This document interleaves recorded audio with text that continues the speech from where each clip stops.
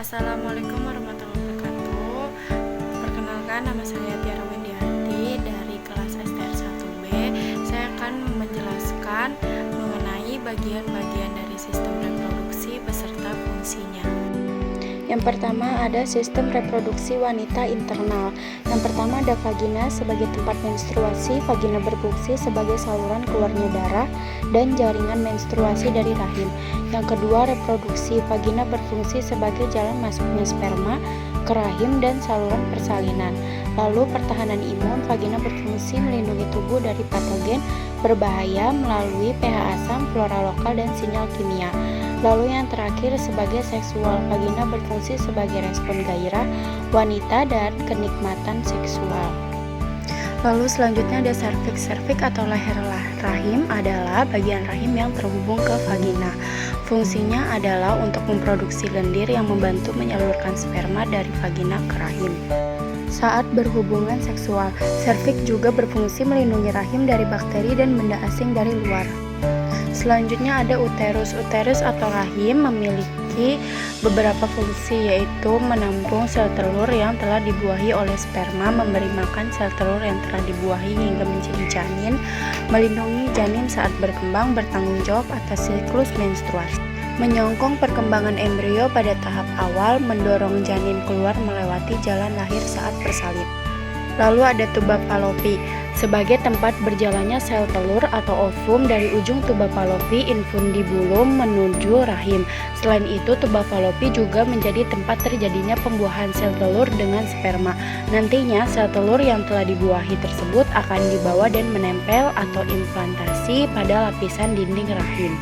Ovarium menghasilkan sel telur. Ovarium merupakan tempat sel telur dihasilkan dan dikembangkan untuk mempersiapkan pembuahan. Memproduksi hormon wanita. Ovarium memproduksi hormon estrogen, progesteron, relain, dan inhibin.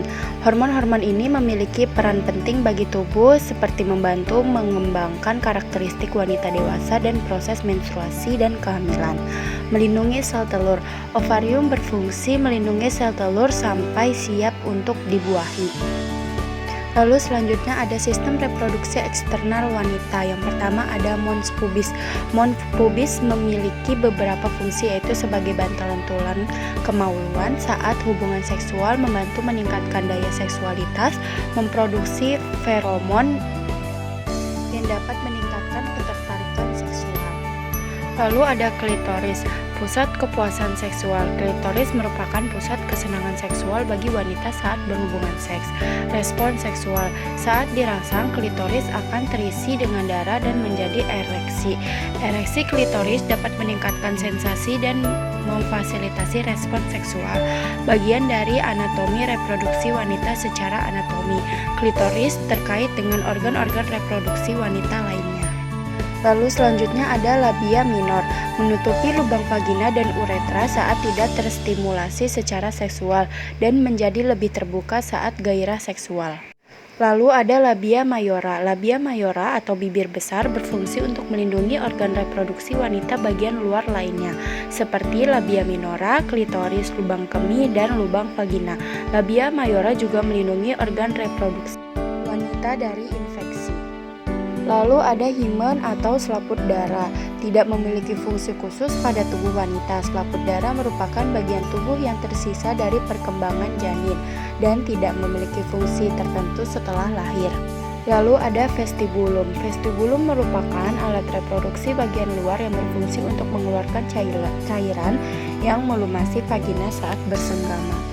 Lalu ada perineum yang menjaga integritas dasar panggul, membantu buang air kecil, buang air besar, dan berhubungan seksual. Membantu melahirkan secara normal, melindungi otot dasar panggul, pembuluh darah, dan saraf yang digunakan untuk buang air kecil atau ereksi. Zona sensitif seksual. Lalu ada sistem reproduksi pria internal. Yang pertama ada ureter. Fungsi ureter adalah membawa urin dari ginjal ke kandung kemih. Lalu ada uretra. Berikut beberapa fungsi dari uretra. Yang pertama, mengeluarkan urin dari tubuh. Pada pria, uretra juga berfungsi untuk mengeluarkan air mani saat mencapai orgasme.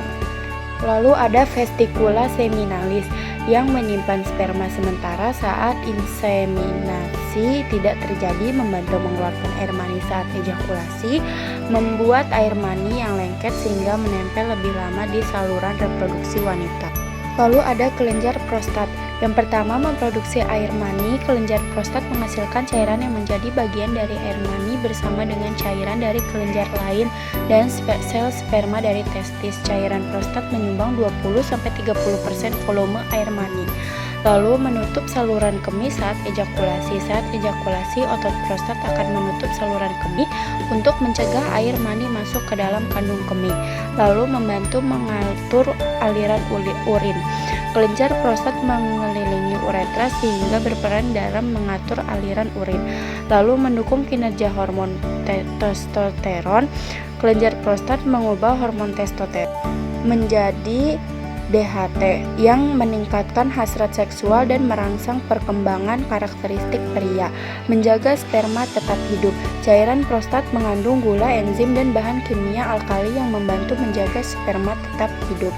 Melindungi kode genetik sperma. Kelenjar prostat melindungi kode genetik yang dibawa oleh sperma. Mencairkan semen. Enzim prostate spesifik antigen PSA yang dihasilkan prostat membantu mencairkan semen setelah ejakulasi. Epidermis melindungi bagian terluar testis. Lalu ada testis yang berfungsi memproduksi sperma. Testis menghasilkan sperma melalui proses spermatogenesis yang dilakukan oleh tubulus seminiferus, yaitu massa tabung melingkar yang terdapat di dalam testis. Memproduksi hormon testosteron. Testis menghasilkan hormon testosteron, yaitu hormon seks pria. Lalu ada sistem reproduksi eksternal pria. Yang pertama ada penis, saluran pembuangan urin. Penis berfungsi sebagai saluran keluarnya urin dari tubuh melalui uretra. Fungsi ini sudah ada sejak bayi hingga anak-anak. Alat seksual. Penis berfungsi sebagai alat untuk berhubungan seksual dan mengeluarkan sperma saat terangsang secara seksual. Penis akan membesar dan mengeras atau ereksi. Ereksi ini memungkinkan penis untuk melakukan hubungan seksual penetratif. Lalu yang selanjutnya ada skortum. Skortum memiliki beberapa fungsi, yaitu melindungi testis, saraf, dan pembuluh darah, menjaga suhu testis agar tetap ideal.